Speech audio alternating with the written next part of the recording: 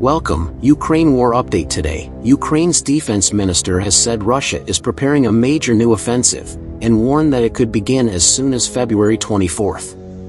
Oleksiy Reznikov said Moscow had amassed thousands of troops and could try something to mark the anniversary of the initial invasion last year.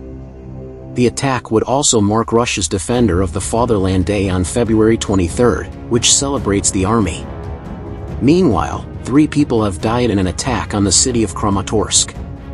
8 others were wounded in the city in Donetsk region after a Russian missile struck a residential building, the provincial governor said. The toll is expected to rise as rescuers comb through the wreckage.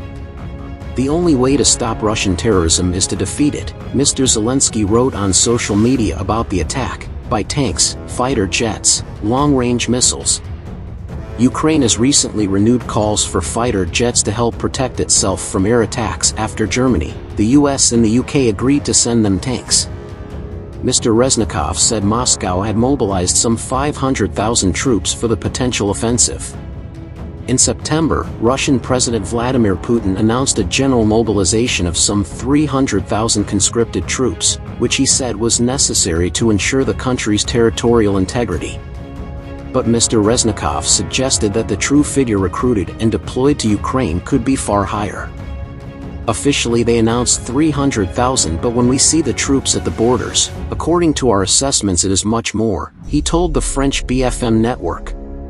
Russia has claimed recent gains in the eastern Donbass region, and its forces say they are moving in on the front-line town of Bakhmut after a battle that has lasted months and led to heavy loss of life on both sides. Last month, Russian mercenaries and regular soldiers seized the nearby town of Soledar, and on Wednesday a Russian appointed official, Yen Gagin, said Bakhmut was operationally surrounded. The US-based Institute for the Study of War, ISW, recently said that Moscow could seek to undertake a decisive action and launch a big offensive in the east. Mr. Reznikov said Ukraine's commanders would seek to stabilize the front and prepare for a counteroffensive ahead of the rumored Russian advance. I have faith that the year 2023 can be the year of military victory, he said, adding that Ukraine's forces cannot lose the initiative they have achieved in recent months. The defense minister was in France to strike a deal to purchase additional MG-200 air defense radars, which he said would significantly increase the capacity of the armed forces to detect air targets, including winged and ballistic missiles, and drones of various types. Mr. Reznikov's comments come as Ukrainian intelligence alleges that President Putin has ordered his forces to seize the Donbass before the end of spring.